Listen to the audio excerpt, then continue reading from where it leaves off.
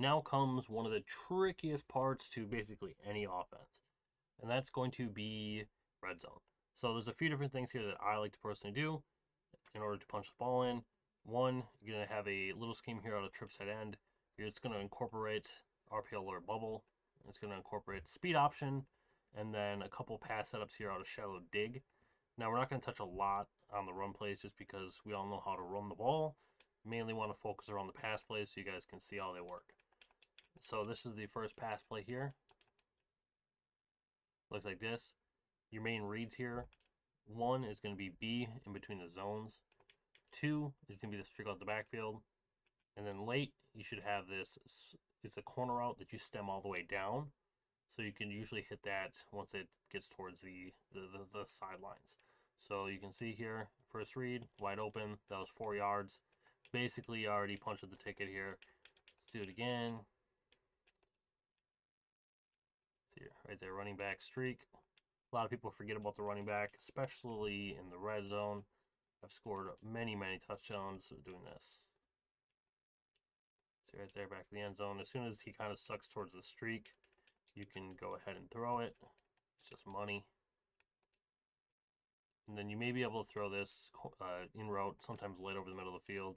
It looked really bad there because it wasn't open, but I wanted to try to throw it. But let's see here. Now the routes, main routes, look at that, hit that. See, we scored a touchdown. We're just scoring touchdowns left and right here.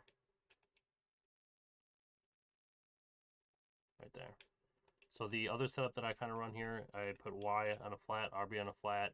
Just going to try to look to throw the drag route of the middle or the in or the crosser after it bounces off the sidelines. This is a play that I run pretty much every year, this setup here in the red zone.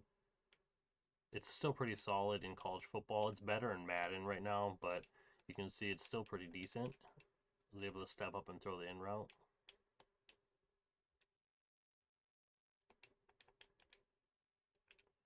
The main issue is the crosser doesn't really bounce like it does in Madden, so you have a less of a window to throw it. So you just got to kind of watch here with this crosser not to throw a pick. Like you have kind of a window there, but usually it'll bounce off and run underneath like a corner or a safety deep blue. But you can see it's pretty simple there. And then you can mix in the bubbles. Sometimes you may need to add it to your audibles if you don't already have it.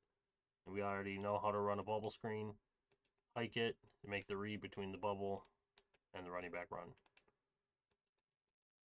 I'll do it one more time just so you guys can see it.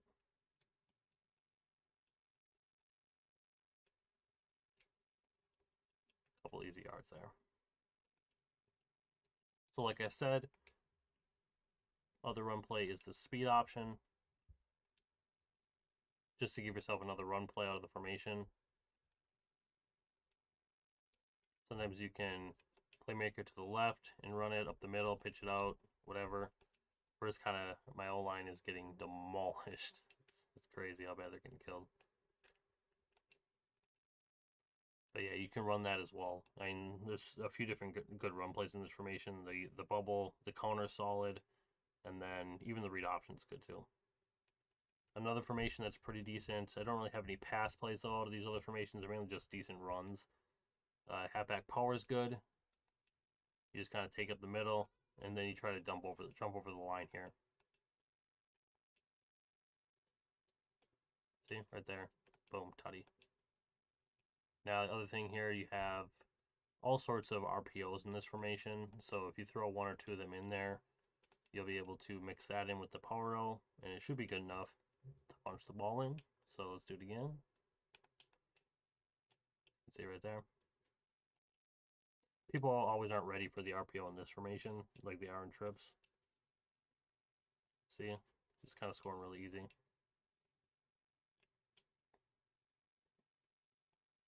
And it's money. So last up here,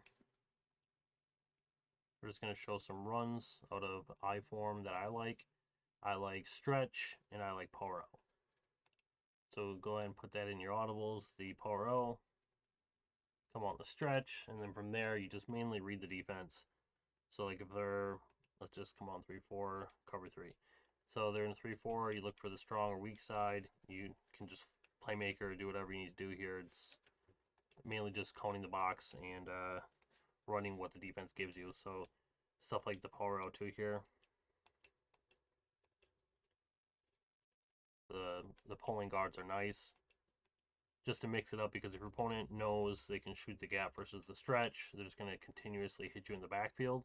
But if you throw a different sort of run out here, so like if you throw the power O, they're going to obviously have a pulling blocker, so it's going to throw up their gap shoots. So it could be, that could be the difference with punching the ball in or not. So I really hope you guys enjoyed this video and this offense.